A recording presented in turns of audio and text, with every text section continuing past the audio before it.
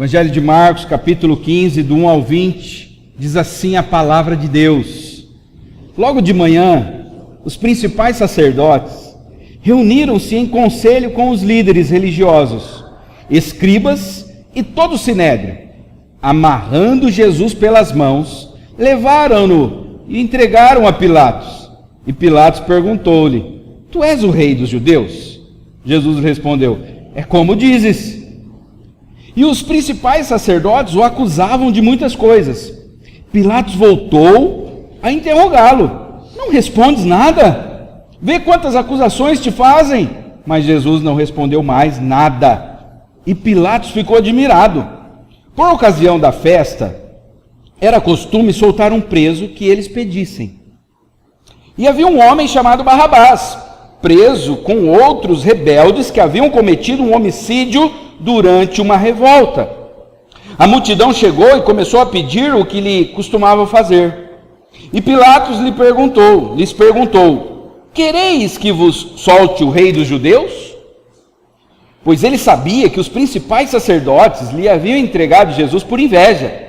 Mas os principais sacerdotes provocaram a multidão para que, ao contrário, ela pedisse que lhe soltasse Barrabás.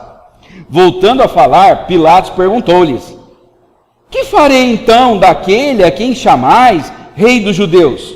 Novamente eles gritaram: Crucifica-o! E Pilatos lhes disse: Mas que mal ele fez? Eles, porém, gritavam ainda mais: Crucifica-o! Então Pilatos, querendo agradar a multidão, soltou Barrabás. E tendo mandado espancar Jesus, entregou-o para ser crucificado.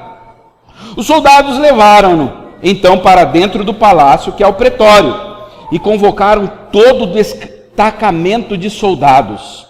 Vestiram-no com um manto de púrpura, puseram-lhe na cabeça uma coroa de espinhos que haviam feito, e começaram a saudá-lo: Viva o rei dos judeus! Batiam-lhe na cabeça com um bordão, cuspiam-lhe e de joelhos adoravam-no.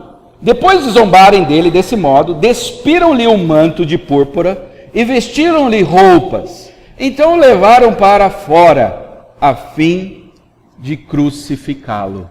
Até aqui a palavra de Deus. Senhor, nós precisamos ouvir Tua voz, Pai. Nós queremos ser tocados pelo Senhor nesta noite. Tenha misericórdia de nós. Usa a minha vida, Pai. Eu possa pregar no poder do Teu Espírito Santo. Que o Teu povo possa ouvir também, Pai. Cheios do Espírito Santo. E nós possamos ficar maravilhados com a pessoa de Jesus nessa noite. Essa é a nossa oração. E é no nome dele que nós oramos. Amém.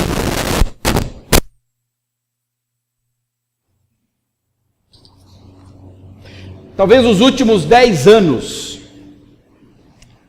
eles poderão ser marcados pelos historiadores como anos de julgamentos.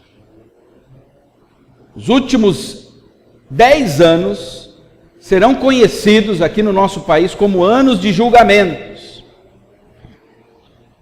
A Lava Jato teve início em 2009.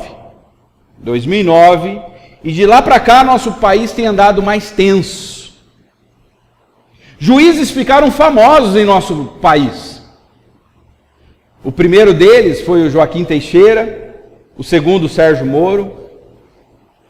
Eu não me lembro de quando eu era adolescente de algum juiz famoso. Eu não sei se você se lembra da sua época de adolescente, de jovem. Na minha época, famosos eram jogadores de futebol, artistas de televisão. Hoje nós temos em nosso país juristas que são famosos. E muitas prisões foram feitas, muitas pessoas também foram absolvidas e foram soltas. Isso gerou alegria de um lado e revolta do outro. Teve gente que ficou revoltado com algumas prisões, teve gente que ficou alegre. Teve gente que ficou revoltado com algumas absolvições. pessoas que foram soltas da prisão. E teve gente que ficou alegre, outras revoltadas. Ao olhar para o texto desta noite, escrito há mais de 2000 anos, eu vejo que o mundo não mudou. Julgamentos que geram revolta. Julgamentos que geram revolta, onde uns gritam injustiça, outros gritam justiça. Isso aí não era algo novo. Essa coisa de julgamento, de algumas pessoas concordarem com o julgamento, outras discordarem, isso não é novo, isso aconteceu com o nosso Senhor Jesus. E hoje nós vamos ver Cristo o justo, sendo julgado injustamente, para que o seu povo, que é injusto, não sofra um julgamento justo. Vou repetir. Hoje nós veremos que Cristo, o justo, ele foi julgado injustamente, para que o seu povo, que é injusto, não sofra um julgamento justo nas mãos de Deus. Nós vamos ver isso em 3 partes. Em primeiro, Jesus ele é julgado injustamente no tribunal religioso. No tribunal religioso. Olha o versículo 1. Logo de manhã, os principais sacerdotes reuniram-se em conselho com os líderes religiosos, escribas e todo o sinédrio. Amarrando Jesus pelas mãos, levaram-no e o entregaram a Pilatos. Vamos lembrar o que está acontecendo aqui. Jesus, ele estava no Getsêmani orando, e ele foi preso. Judas traiu Jesus, vendeu Jesus por 30 moedas de prata, e Jesus foi preso no Getsêmani. Ele estava orando num jardim, e isso era por volta da meia-noite, 1h da manhã. E aí o que fizeram com Jesus? Levaram Jesus para a casa do sumo sacerdote, Caifás. E ali ele teve um julgamento pelos religiosos. E fizeram um julgamento, isso já era sexta-feira, de madrugada, lá pelas umas 3 da manhã, o julgamento. E diz o texto que os principais sacerdotes, os líderes religiosos, os escribas e o sinédrio. O sinédrio era um tipo de tribunal dos judeus. E o que motivou os religiosos a julgarem Jesus de forma injusta? Eles julgaram Jesus de forma injusta. Eles fizeram de madrugada. Parece que isso aí não acontece, né? Já viram isso acontecer, não? Fizeram de madrugada. E por que eles fizeram isso? Escondido, de madrugada. Versículo 10 vai dizer o porquê. Pilatos sabia disso. Olha o que Pilatos diz. Pois ele sabia que os principais sacerdotes lhe haviam entregado Jesus por inveja. Os líderes religiosos do judaísmo, eles tinham inveja de Jesus. E por isso eles armaram para Jesus. Com a ajuda de Judas, eles armaram para Jesus. E por que eles tinham inveja de Jesus, irmãos? Por que eles olhavam para Jesus, filho de um carpinteiro, um homem simples? Por que os religiosos, todos pomposos, eles tinham inveja de Jesus? Por que será? Pode ser por causa do carinho e do apreço que a multidão tinha por Jesus. Eles começaram a perceber que a multidão começou a seguir Jesus. E que a multidão gostava de andar com Jesus. Pode ser também por causa do poder de Jesus de realizar milagres. Eles viram Jesus fazer muitos milagres. Eles presenciaram o poder de Jesus. E eles não tinham esse poder. Eles nunca tinham realizado nenhum milagre. Talvez isso causou inveja no coração deles. Eu não gosto de Jesus porque ele faz o que eu gostaria de fazer. Ele tem o poder que eu gostaria de ter. Ele tem o carinho da multidão que nós gostaríamos de ter. Então, os líderes religiosos poderiam ter inveja de Jesus por causa disso. Por causa da capacidade de Jesus de se comunicar. Quando Jesus pregava, todo mundo ficava impressionado. Ele fala como quem tem autoridade. Olha o que diz João, capítulo 12, do verso 9 ao 11.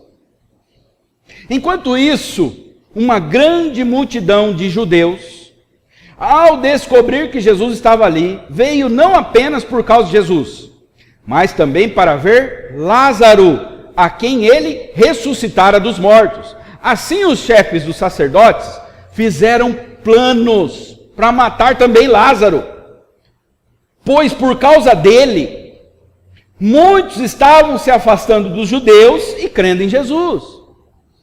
Eles tinham raiva de Jesus e também ficaram com raiva de Lázaro agora, porque Lázaro era tipo um holofote.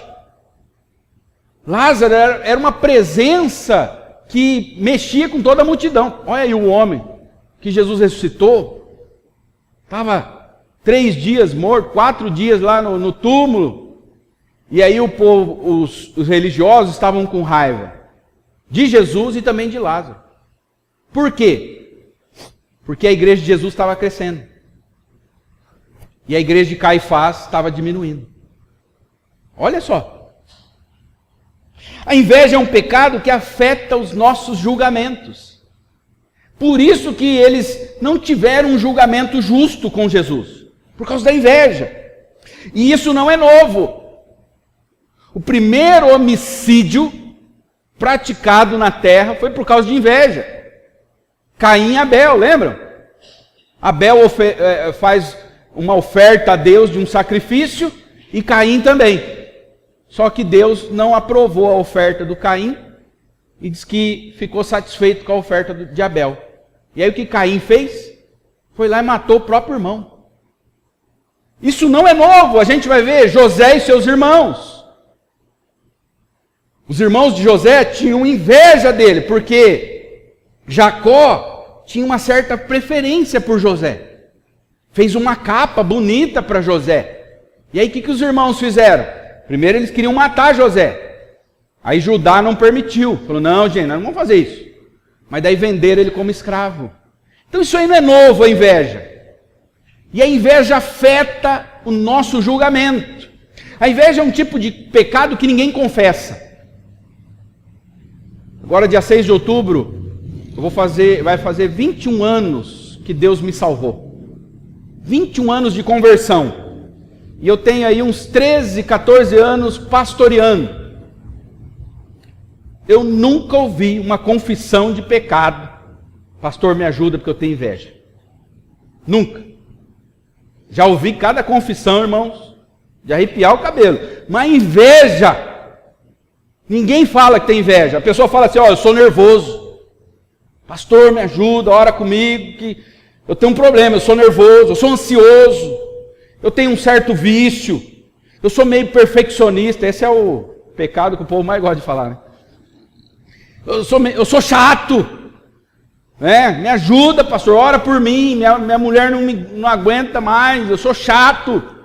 Mas eu nunca vi alguém falar, eu sou invejoso. Eu não sei se você já ouviu. Eu nunca vi. Porque a inveja é um pecado humilhante. A inveja é dizer assim, eu tenho inveja porque eu queria ser igual ao outro. Ninguém quer falar isso. É muito orgulho para confessar a inveja. E a inveja está presente nos lares, irmãos.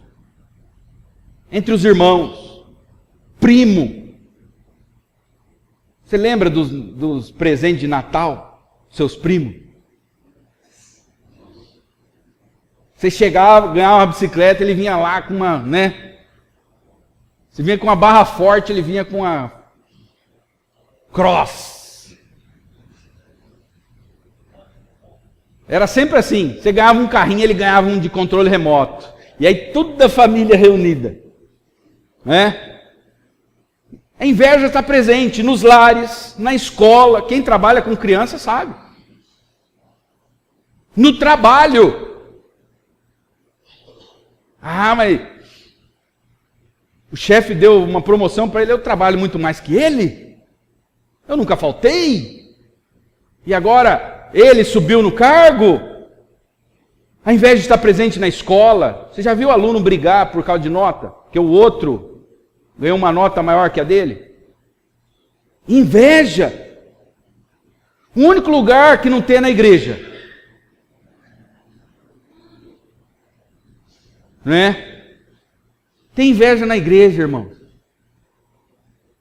Inveja. Inveja na roda de amigos. A inveja é considerado um pecado capital. Se você estudar lá os 7 pecados capitais, a inveja é um dos pecados capitais, um dos 7. O que significa pecado capital? Ele é um pecado que gera outros. A partir dele, outros pecados surgem. Por exemplo, por causa da inveja, Caim matou Abel. Ele cometeu um outro pecado, o homicídio, mas o homicídio nasceu da inveja. Por exemplo, o que os líderes religiosos estão fazendo com Jesus, um julgamento injusto, maltratando Jesus, falso testemunho contra Jesus, tudo por causa da inveja. A inveja, ela produz outros pecados. A inveja é aquele desejo que temos de adquirir posses, habilidades e o status que outros possuem. Você já teve inveja? Pelo menos uma vez na vida você sentiu inveja. Você pode ter certeza disso. Do seu irmão, de um primo, de um colega. Foi a inveja que levou Jesus para a cruz. E a inveja tem gerado caos em nossa nação. Inveja. O que a gente vê nas mídias, essas brigas. Gente, vou dar uma sugestão. Faz um jejum de mídia social. Volta a acessar as mídias sociais depois do dia 7 de outubro. Estou falando sério. Está um caos. As pessoas se ofendem. Inveja, dissensão, briga. Olha o que Tiago diz, Tiago 3, 14, 16. Contudo, se vocês abrigam no coração inveja, amarga e ambição egoísta, não se gloriem disso, nem neguem a verdade. Esse tipo de sabedoria não vem do céu, mas é terrena, não é espiritual e é demoníaca. Pois onde há inveja e ambição egoísta, aí há confusão e toda espécie de males. Inveja. Os líderes religiosos levantaram uma falsa acusação contra Jesus, buscaram sua morte porque o invejaram. Como que está o seu coração esta noite? Quando você olha para o sucesso das pessoas da sua família, de um irmão seu, de um parente, um cunhado, um primo, de um irmão aqui da igreja, de um vizinho, como que você lida com isso? Como que está o seu coração? A inveja é algo, Tiago diz, é demoníaco. E foi a inveja que levou Jesus para a cruz. Esse é o nosso primeiro ponto. Jesus é julgado injustamente no tribunal religioso. O tribunal religioso estava corrompido. Nós temos que ficar ligados nisso, irmãos. Segundo lugar, Jesus é julgado injustamente no tribunal político. Por que os líderes religiosos, eles levaram Jesus a Pilatos? Por que o sumo sacerdote já não matou Jesus ali? Vocês sabem por quê? Que eles não podiam. Bem que eles queriam. Mas como eles estavam sobre o governo de Roma, eles não podiam aplicar a pena capital. Os únicos que podiam aplicar a pena de morte eram os romanos. Então, o Caifás sabia, ele falou, a vontade dele era ele mesmo. E a turma dele matar Jesus. Mas eles não podiam fazer isso, porque senão era crime. Então eles tinham que levar para o governador romano, que era Pilatos. E o governador tinha que julgar. Só que aconteceu uma coisa interessante. No tribunal religioso, qual foi a acusação contra Jesus? Blasfêmia. Caifás rasgou a sua roupa e falou assim, ó, Jesus blasfemou. Ele falou uma heresia, tem que ser morto. Agora, ele chega para o Pilatos, ele não podia falar isso aí. Pilatos não está nem aí com a religião, cada um segue a sua. Então eles tinham que trazer uma outra situação para Pilatos poder matar Jesus. E o que eles fizeram? Eles acusaram Jesus de ser um rebelde contra Roma. Aí muda. Rebelde contra Roma? Olha o que diz Lucas 23, 1 e 2. Então toda a assembleia levantou-se e o levou a Pilatos. E começaram a acusá-lo, dizendo, encontramos este homem subvertendo a nação. Olha lá, causando confusão. Subvertendo a nação. Ele proíbe o pagamento de imposto a César. E se declara ele próprio, o Cristo, um rei. Olha o que eles falaram para Pilatos. Pilatos, esse homem aqui é um rebelde, ele está querendo tomar o país. Ele quer expulsar Roma daqui. Roma era o império que governava ali, a Judéia, Jerusalém, toda aquela região. Governava o mundo, na verdade. E aí o Caifás chegou para o Pilatos e falou, ó, ele está querendo montar um exército e se levantar contra César. Aí sim, aí era crime, era um crime punível com a pena de morte. Mas Pilatos não acreditou muito nisso. Por quê? Chega um homem sozinho, não tinha mais exército. Ele tinha 12, todo mundo fugiu. Ele está sozinho. E outra, quando o cara é ruim, a notícia chega na frente, não é assim? Ele nunca ouviu falar de Jesus fazer motim contra Roma. De Jesus arquitetar algum plano, de machucar alguém, de maltratar algum soldado romano. Não! Então, e Pilatos conhecia Caifás. Meio político. Então, eles se conheciam. Então, Pilatos não acreditou muito. Quem estava diante dele ali era um carpinteiro, sozinho. Olha o que ele faz, Pilatos, versículo 2. Pilatos perguntou então para Jesus, tu és o rei dos judeus? Jesus respondeu, é como dizes. Essa frase aqui, essa palavra, ela é meio complicada a tradução dela. O que Jesus está querendo dizer é o seguinte, alguns vão dizer assim, ó, é você que está dizendo isso aí. Outras traduções dá a entender o seguinte, que Jesus está dizendo, é como você está dizendo. Eu sou um rei, mas não é bem do jeito que você pensa. É mais ou menos isso. O que Jesus estava dizendo era o seguinte, ó, eu sou um rei, mas eu não vou explicar para você. Eu não sou um rei do jeito que você pensa, que quer tomar o poder, que quer derrubar Roma. Não. Eu sou um rei diferente. Eu não vim para matar ninguém, eu vim para morrer. Eu não vim para ser servido, eu vim para servir.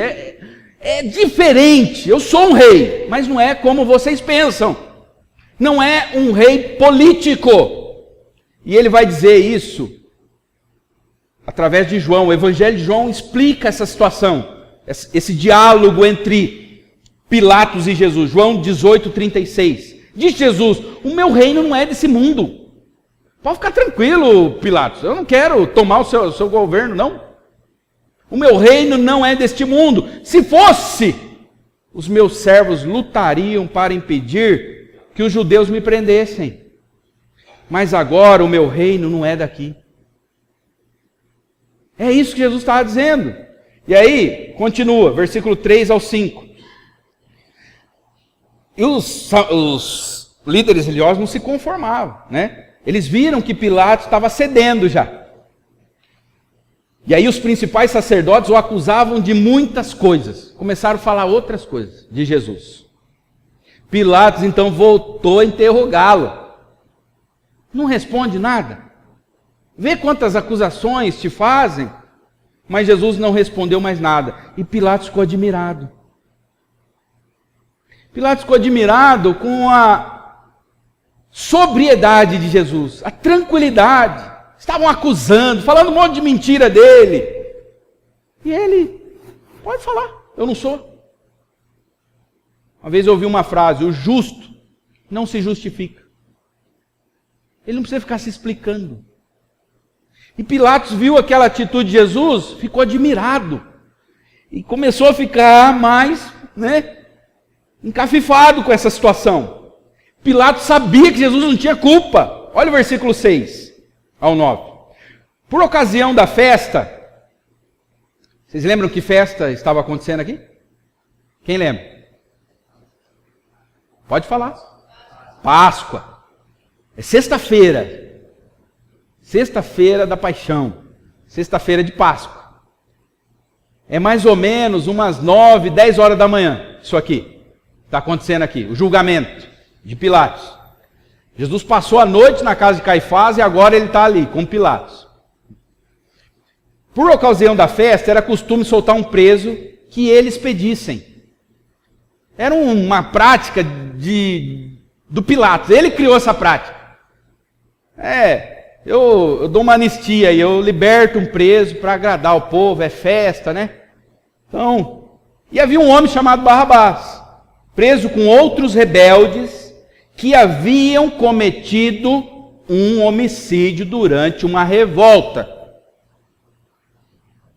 E a multidão chegou e começou a pedir o que se costumava fazer.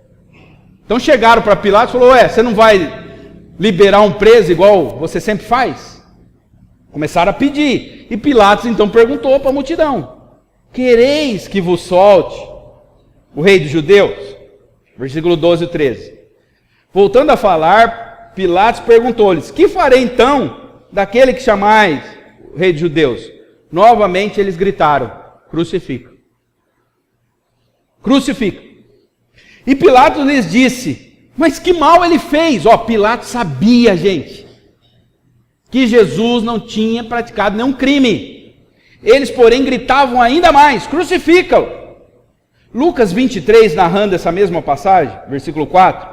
Então Pilatos disse aos chefes dos sacerdotes e à multidão, não encontro motivo para acusar esse homem.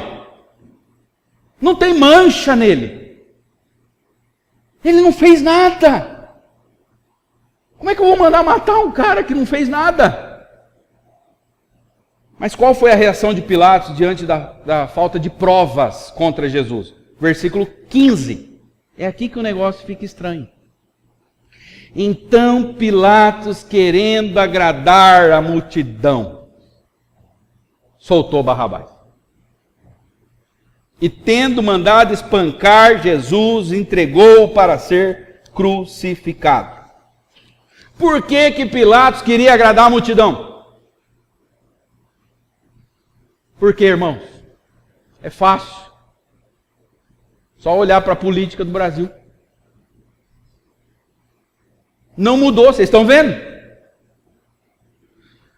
Eu tenho uma coisa comigo, eu estava falando para o meu filho, no carro. Falei, filho, sabe esse mal-estar que a gente sente? Você vê que está estranho. Isso aí a gente tem que sentir mesmo, sabe por quê? Porque nós não somos daqui. Nós somos estrangeiros. Essa não é... A Bíblia diz que a nossa pátria é a Nova Jerusalém. Então aqui, irmãos, não espere muita coisa. Não espere muita coisa. De ninguém. Nós já temos um cabeça. Nós já temos um guia. Nós já temos um Senhor. Nós já temos um rei. E ele está bem assentado no trono, regendo as nações, igual a gente leu no Salmo 2. Nós não somos daqui. A Bíblia diz que nós somos estrangeiros. E um estrangeiro, ele nunca vai se sentir confortável em outro lugar. Você pode morar em outro país.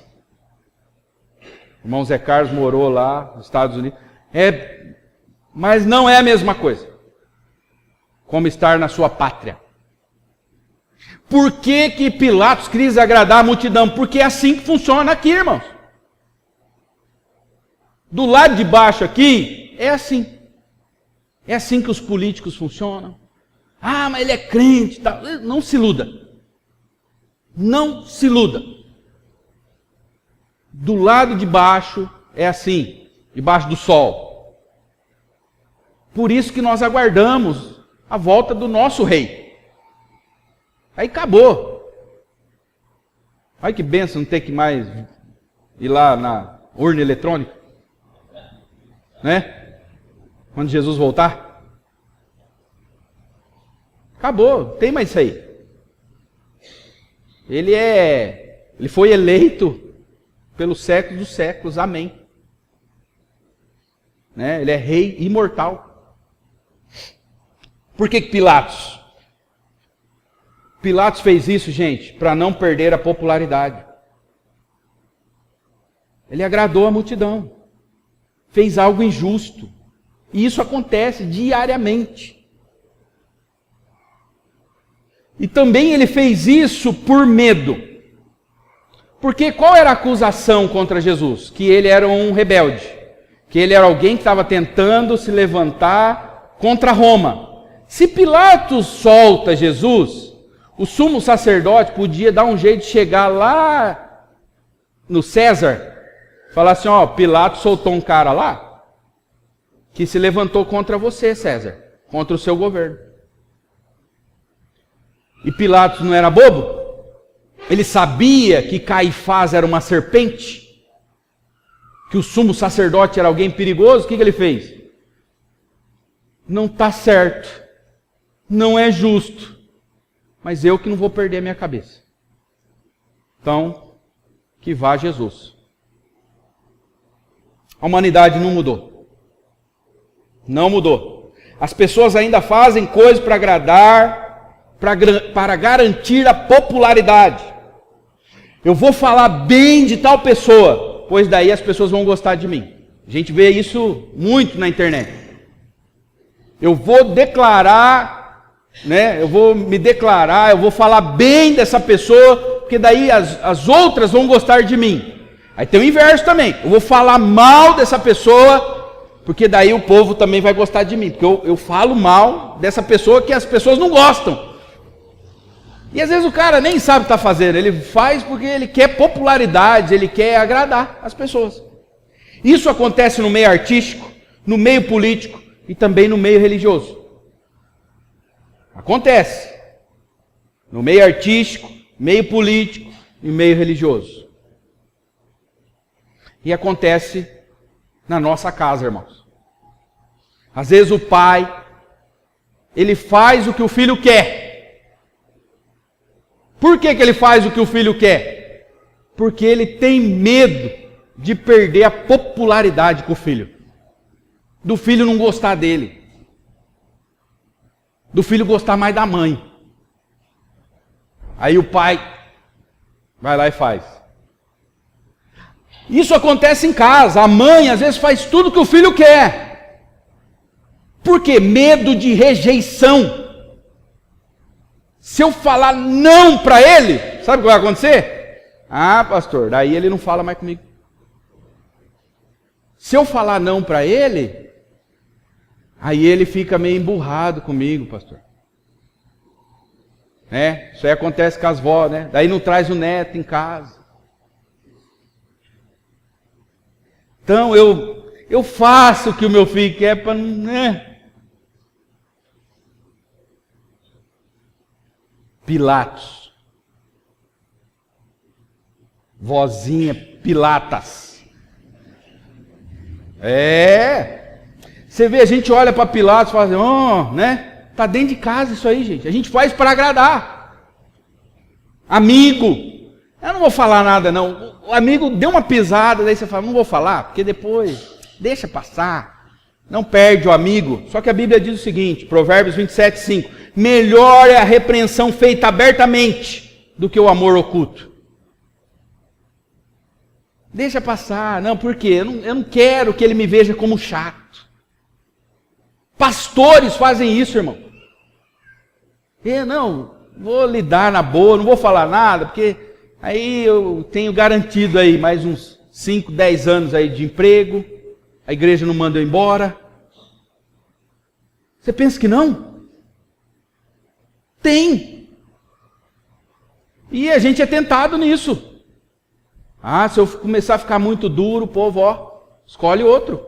Na Batista é assim, filho. E às vezes a gente fica com medo. A gente viu isso com Saul. Lembra Saul? Primeiro rei de Israel. O povo estava para ir para a guerra. E sempre quando eles iam para a guerra, antes de ir para a guerra, faziam um sacrifício para Deus. Mas quem podia fazer o sacrifício era o sacerdote, Samuel. E Samuel estava atrasado. Não chegava. Aí a multidão falou, Saul, faz você mesmo o sacrifício. Vai lá, mata o animal. Ué, você é o rei, cara. Mas não pode, é só o sacerdote. A multidão, então nós não vamos mais para a guerra. Aí o que ele fez para agradar a multidão? Foi lá e fez o sacrifício. A hora que ele terminou, quem chegou? Samuel.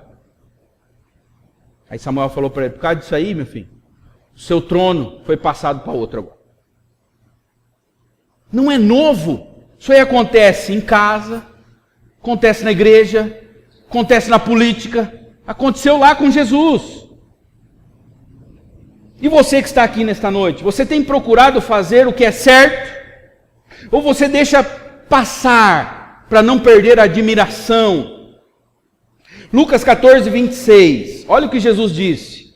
Se alguém vem a mim e ama o seu pai, sua mãe, sua mulher, seus filhos, seus irmãos e irmãs, e até mesmo sua própria vida, mais do que a mim, não pode ser meu discípulo. O que Jesus está dizendo é isso aqui, irmãos. Entre a gente repreender ou dizer não para algo errado, porque fazendo isso a gente estará de acordo com a palavra de Jesus, entre fazer isso e às vezes agradar a pessoa, Jesus está dizendo o seguinte: se você agradar a pessoa, mais do que obedecer a minha palavra, para não perder a admiração do seu pai, de sua mãe, do seu filho, do seu irmão, você não pode ser meu discípulo. Não pode. Os líderes religiosos agiram movidos pela inveja. Pilatos agiu movido pela aprovação. Os sacerdotes pela inveja. Pilatos agiu movido pela aprovação. Terceiro e último lugar, Jesus é julgado injustamente no tribunal popular. Primeiro ele é julgado no tribunal religioso, depois no tribunal político, pelo governador, e agora no tribunal popular. Vocês sabem que existe um tribunal popular, né? Que é a voz do povo. Versículo 9. E Pilatos lhes perguntou: quereis que vos solte o rei dos judeus? Do 11 ao 13. Mas os principais sacerdotes provocaram a multidão, para que, ao contrário, ela pedisse que lhe soltasse Barrabás. Voltando a falar, Pilatos perguntou-lhes: que farei então daquele que chamais o rei dos judeus? Novamente eles gritaram: crucifica-o. Versículo 14 e 15. E Pilatos lhes disse: mas que mal ele fez? Eles, porém, gritavam ainda mais. Gritavam mais alto. Gritavam, gente: crucifica-o. Então Pilatos, querendo agradar a multidão, soltou Barrabás. E tendo mandado espancar Jesus, entregou para ser crucificado. Nós estamos na sexta-feira de Páscoa. Sexta-feira. 5 dias antes, no domingo, sabe o que aconteceu? Vocês lembram? Jesus entrando em Jerusalém, montado num jumentinho. E o que a multidão gritava? Hosanas, bendito que vem em nome do Senhor. Bendito é o reino vindouro de nosso pai Davi. Hosanas nas alturas. No domingo, 5 dias atrás, a multidão gritava hosanas. A palavra hosana significa nos salva agora, nós suplicamos por salvação, ajuda e amparo da mão do rei. Hosanas. 5 dias se passaram, a multidão agora grita: crucifica. 5 dias. Por que a multidão gritou hosanas e agora está gritando crucifica? Alguns vão dizer o seguinte: não era a mesma multidão. Errado. Não tem base bíblica para isso. O que a gente entende é o seguinte: decepção. Qual que era a expectativa da multidão? A gente viu isso. Eles olhavam para Jesus como o Messias, mas que tipo de Messias? Um Messias político. Um Messias que iria libertar o povo de Israel do domínio de Roma. E lembra que estava chegando a Páscoa? Isso aí fortaleceu a memória deles, a esperança deles. Por quê? Porque séculos atrás, na Páscoa, Deus levantou um libertador, Moisés. Então eles pensaram: é agora. Jesus está vindo, Deus vai mandar uma praga nesses romanos aqui, nós vamos ser livres. E nós vamos ter a nossa Constituição de novo, nós vamos ter bandeira, nós vamos ter nossa capital. E aí o que acontece? Quando eles viram, Jesus está lá preso, diz que ele estava amarrado. Já tinha apanhado lá no tribunal religioso, na mão dos soldados religiosos, está preso. O que a multidão pensou? Falou: isso aí não é nada. Esse Messias aí não está com nada. Nós esperávamos um guerreiro. Nós esperávamos um líder forte, um líder político. Olha a esperança do povo, hein? Cuidado, irmãos. A nossa esperança é Cristo. Não é em liderança política nenhuma. Volto a dizer, nós somos estrangeiros. E qual é a prova de que eles esperavam um líder político? Quem que eles mandaram soltar? Barrabás. Barrabás era tudo o que eles esperavam que Jesus fizesse. Barrabás era um cara revoltado, que brigava contra o governo de Roma, que se envolveu num homicídio. Olha o que diz Lucas 23:19. Barrabás tinha sido preso por causa de uma revolta na cidade e por assassinato. O que eles esperavam do Messias era alguém como Barrabás. Alguém que vai para cima, um guerreiro, um soldado. Alguém que mata. E aí vem Jesus falando: não, eu não vim matar, eu vim morrer. Eu não tenho um exército, eu tenho 12 aí, e ainda é tudo covarde. Aí eles ficaram decepcionados na hora. Manda, porque nós investimos, nós votamos, nós tínhamos camiseta de Jesus, nós andamos por Jerusalém fazendo campanha para Ele. Nós distribuímos santinho. E agora, Ele não fez nada do que a gente esperava dele. Ele é fraco. Solta Barrabás. Manda matar esse fraco. A decepção nos faz agir com revolta. Vocês se lembram do caso de Esaú, filho de Jacó? Porque Jacó, filho não, irmão de Jacó, Isaac abençoou Jacó, o irmão dele. Aí ele ficou decepcionado com o pai. O que ele fez? Meu pai não gosta de mulheres estrangeiras. Ele foi lá e casou com 2. A decepção nos faz agir com revolta. Quantos filhos, às vezes, por causa de decepção, eu vou lá, agora eu vou fazer. Meu pai não gosta de tatuagem, então eu vou fazer. Não é? Porque ele não deu o PlayStation lá que eu queria. E aí de decepção, revolta. A gente vê isso na empresa. Eu me dediquei tanto e o patrão nunca me deu um elogio, não me deu um aumento. E aí veio uma crise, ele me mandou embora. Agora eu vou na justiça contra ele. Decepção gera revolta. Patrão também que se decepciona com funcionário. Eu investi nesse cara, eu ajudei ele. Aí veio um outro aqui, ele foi lá para outra empresa. Isso não acontece? Na igreja. Decepção com o pastor, gente. Estou decepcionado com esse pastor. Eu sempre mando bom dia para ele no WhatsApp. ele nunca responde. E tem pastor decepcionado com membro também. Terrível isso aí, irmãos. Terrível. Um monte de pastor ferido. Eu dediquei, eu visitei, aí o cara pegou, agora que ele está bom, foi para outra igreja. E aí, sabe o que a gente tem que fazer? A gente tem que se reunir, um pastor com o outro e orar, para Deus curar a gente, que a gente fica decepcionado. Aí o cara precisa de você, fala, agora eu também não vou. Manda ele chamar o outro pastor lá. Aí Deus tem que tratar nosso coração, aí Deus fala, você vai sim, rapaz. Você vai lá visitar ele. Mas ele não foi lá para outra lá? Não interessa. Decepção gera revolta. Isso na família, casais.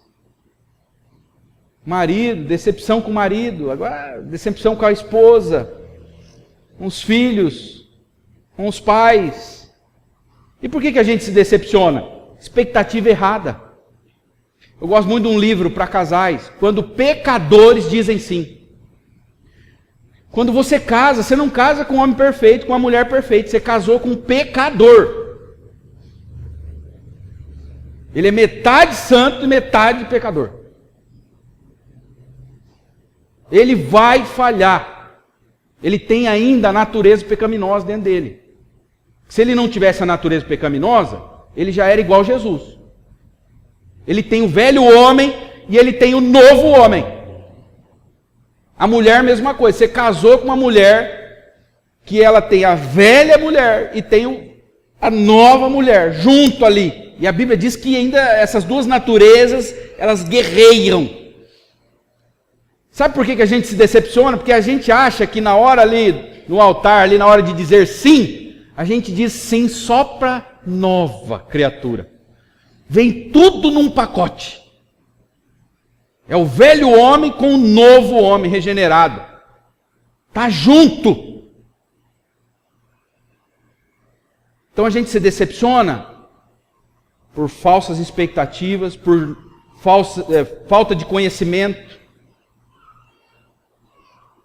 Jesus vai dizer que as pessoas erram porque falta conhecimento. Meu povo perece. E com relação a Jesus, por que a multidão gritou para crucificar Jesus? Porque tinha uma ideia errada de Jesus. Muitas pessoas ainda se decepcionam com Deus. Por quê? Porque foram ensinadas erradas. Tem pessoas que se decepcionam com Deus. Falam, mas pastor, Deus não curou, pastor. Eu orei, Deus não curou, Deus não deu, Deus não abriu, Deus não fechou. Deus não fez o que eu pedi, pastor. Por quê? Então Deus não me ama, eu não sei, Deus então nem existe. Tem gente que se decepciona. Porque não conhece Deus. Ele não disse que ia fazer tudo. Ele disse para você orar. Ora, filho. Ora. Ora confiando. Tem esperança. Semana passada nós oramos pela filha do pastor Delton. Bauru, região, acho que o estado de São Paulo inteiro orou por aquela menina. Vocês viram? Oramos. E oramos na confiança de que Deus pode fazer um milagre. Mas Deus não quis. Uma jovem, 16 anos. Oramos pela minha avó. Deus falou, não, volta. Volta lá. Vai entender. Nós precisamos entender como que é com Deus. O povo se decepcionou com Jesus, aí crucifica. A inveja levou Jesus para a cruz dos sacerdotes. O desejo de aprovação que Pilatos tinha da multidão levou Jesus para a cruz. A decepção. A igreja falha, os políticos falham. A voz do povo não é a voz de Deus, irmãos. O povo disse crucifica. Mas está todo mundo dizendo. A voz do povo não é a voz de Deus. O povo pode estar errado. E na maioria das vezes, às vezes está errado. O que aconteceu no final? Versículo 16 ao 20. Soldados levaram então para dentro do palácio, que é o pretório, convocaram todo destacamento de soldados, vestiram-no com um manto de púrpura, puseram-lhe na cabeça uma coroa de espinhos que haviam feito, começaram a saudá-lo, viva o rei dos judeus, batiam na cabeça dele com um bordão, cuspiam-lhe e de joelhos adoravam. Depois de zombarem dele desse modo, despiram-lhe o manto de púrpura e vestiram-lhe com roupas, então o levaram para fora, a fim de crucificá-lo. Por que eles fizeram isso com Jesus, gente? Esses soldados. Imagine a cabeça dos soldados. O que chegou para eles é o seguinte: está aqui um homem que é contra Roma. E se ele puder, ele monta o exército e vai matar soldado romano, viu? Foi isso que chegou para os soldados. Ah, então está aqui um cara que quer ser rei, que quer derrubar o governo de César, e para fazer isso ele vai ter que fazer com a espada, e soldados romanos iriam morrer. O que os soldados romanos fizeram? Humilharam ele. Porque isso que chegou para os soldados.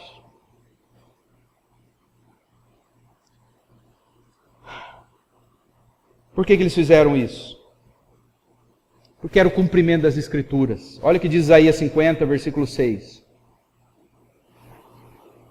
O profeta Isaías falou sobre esse dia. Ele disse assim: Jesus, ofereci minhas costas para aqueles que me batiam, meu rosto para aqueles que arrancavam minha barba. Não escondi a face da zombaria e da cuspida. Por que os soldados fizeram isso, irmãos? Porque era cumprimento das Escrituras. Em segundo lugar, não foi por causa do pecado dos religiosos, dos políticos, da multidão. Foi também, mas não só por causa deles, que aconteceu tudo isso com Jesus. Os sacerdotes armaram, Pilatos falhou no julgamento, a multidão gritou, mas a crucificação de Jesus não aconteceu só por causa de toda essa organização. Não. Isaías 53, 5 diz: sabe por que Jesus estava ali sendo julgado injustamente, maltratado, sendo cuspido, ele foi açoitado?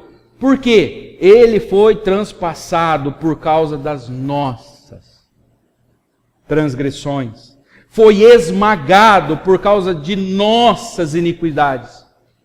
O castigo que nos traz a paz estava sobre ele, e pelas suas feridas nós fomos curados. Cristo precisou morrer por eu e você. E sabe por que Cristo precisou morrer, irmãos? Porque às vezes a gente é como os religiosos, a gente tem inveja. Sabe por que Cristo precisou morrer? Porque às vezes a gente age movido pelo desejo de querer a aprovação dos outros. Cristo precisou morrer porque a gente se decepciona muito fácil. E por causa da nossa decepção a gente age com ira. Cristo nunca sentiu inveja. Cristo nunca buscou a aprovação dos homens. Cristo nunca agiu com ira, motivado por decepção. Cristo nunca se decepcionou. Soldados romanos fizeram Cristo de bobo da corte. Colocaram uma roupa vermelha nele, que era a roupa dos reis, uma coroa de espinho. Mal sabiam que Cristo, quando estava em sua glória, os anjos não tinham coragem de olhar para ele. Quando Cristo estava sentado em seu trono de glória, os anjos cobriam o rosto para não olhar para Jesus. E os soldados romanos estavam ali fazendo Jesus de bobo da corte. Bateram, chicotearam, cuspiram. Brincaram com o rei de todo o universo. Por que Cristo permitiu isso? Foi por amor. Cristo se deixou passar por isso por você. Ele se deixou passar por isso para glorificar o seu Pai. O juiz mais poderoso de todo o universo sendo julgado por homens maus e injustos. Qual que é a lógica de tudo isso? O juiz mais poderoso na mão de homens injustos. Jesus sabia que um dia, eu e você, nós teríamos que comparecer diante do trono de Deus para sermos julgados. Então ele sofreu um julgamento injusto na terra, para que nós fôssemos absolvidos no céu, diante do juiz mais justo de todo o universo. Jesus morreu, e sabe o que aconteceu nesse dia? Um rebelde assassino foi solto, Barrabás. Como que isso é possível? O Barrabás é solto, e um homem santo, puro, justo é morto, no lugar de Barrabás. Como isso é possível? É possível. Olhe no espelho todo dia. Sabe o que você vai ver ali? Um Barrabás. Alguém que foi absolvido. Um criminoso, um pecador que foi absolvido. Mas para isso um santo morreu no teu lugar. Troque o nome Barrabás nessa noite. Coloque o seu no lugar. Foi isso que aconteceu na cruz.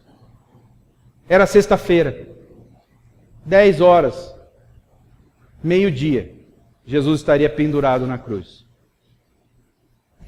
Meio-dia, Páscoa. O que lembra Páscoa? Libertação. Páscoa lembra salvação. Páscoa lembra a ira de Deus. Deus vindo no Egito e matando todos os primogênitos.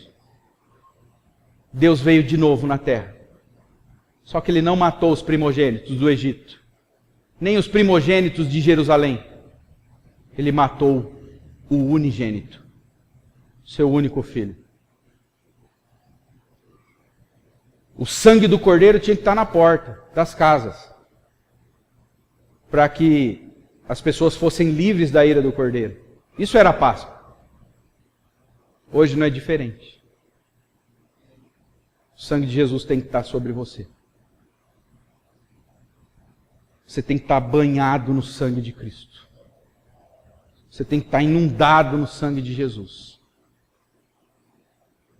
Só assim nós podemos ser livres do justo juiz de toda a terra. Se você ainda não se entregou a Cristo, hoje é o dia. O dia do grande julgamento está chegando. Você precisa de um cordeiro. Você precisa de um sangue. E Jesus Cristo fez isso por você. Venha a Ele nesta noite.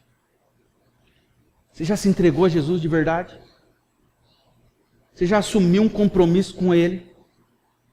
Se você não fez isso, faça hoje.